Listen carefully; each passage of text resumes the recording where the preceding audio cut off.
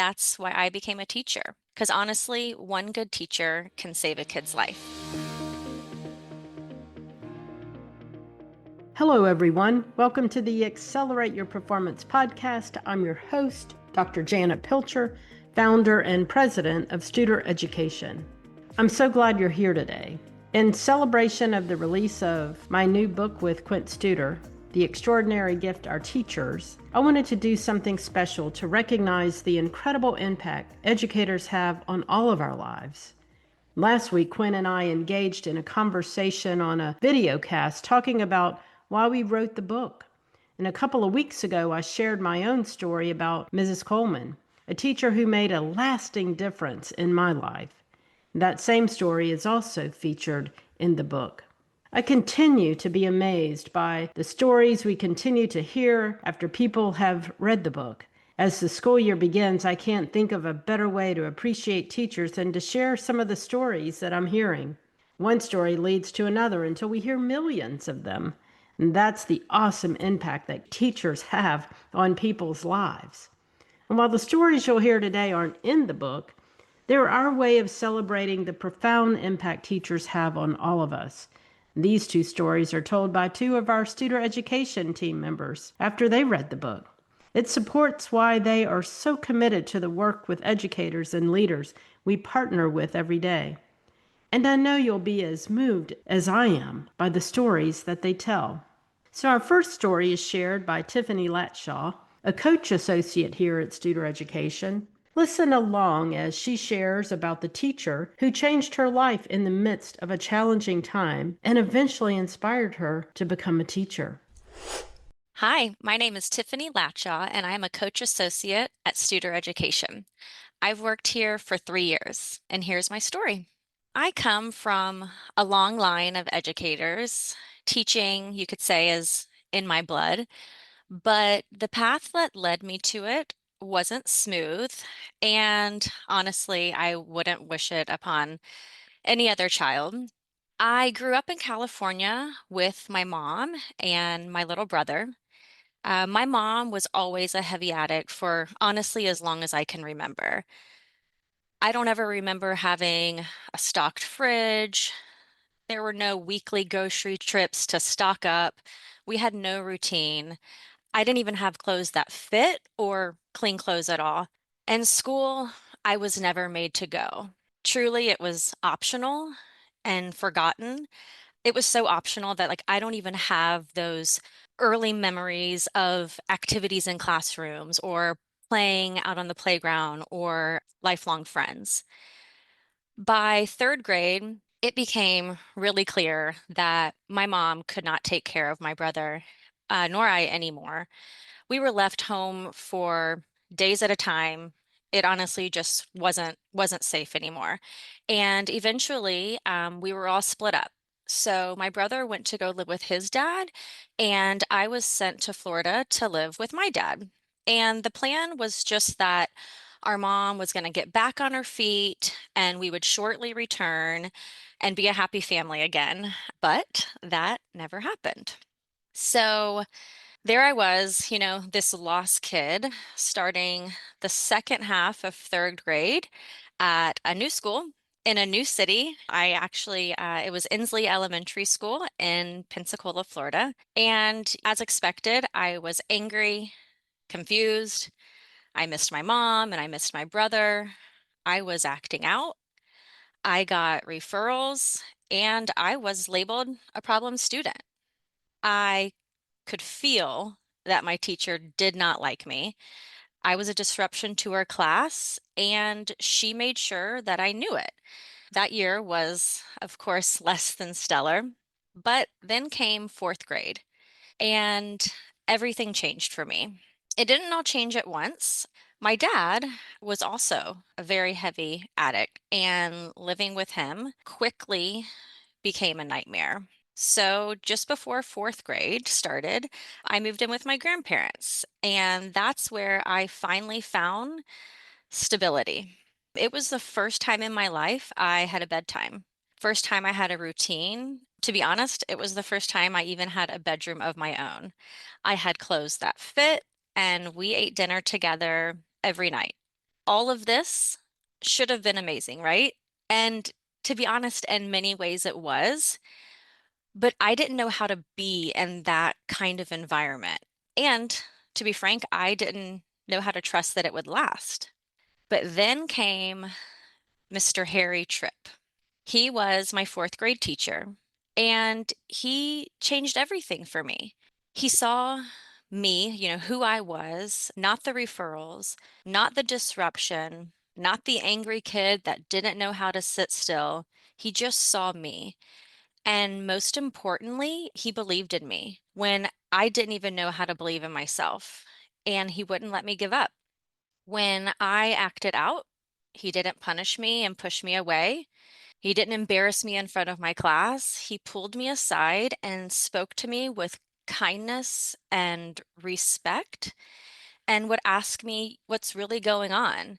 Honestly, it was like someone, wiped the film off my eyes and let me see what life could be.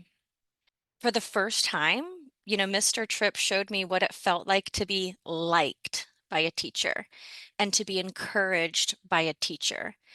And this was the first time I had been told I had potential to achieve something and something big. I think about Mr. Tripp all the time. I honestly don't even know if it was his teaching strategies or just really his unwavering belief in me that really changed the trajectory of my life. But it did. I think about him all the time. I don't know where he is, but if I could say one thing to him, it would be thank you. Thank you, Mr. Tripp, for seeing me and for changing my life. Because of him, I knew I wanted to be that person for someone else one day. And that's why I became a teacher. Because honestly, one good teacher can save a kid's life, and he saved mine. Tiffany, thank you for sharing your story.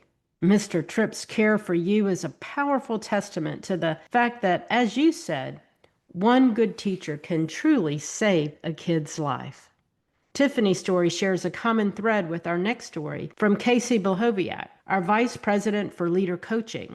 Listen as Casey reflects on a pivotal moment in her life and the important role educators played in it. Hello, I'm Casey Blahoviak, and I'm honored to serve Studer Education as the Vice President for Leader Coaching.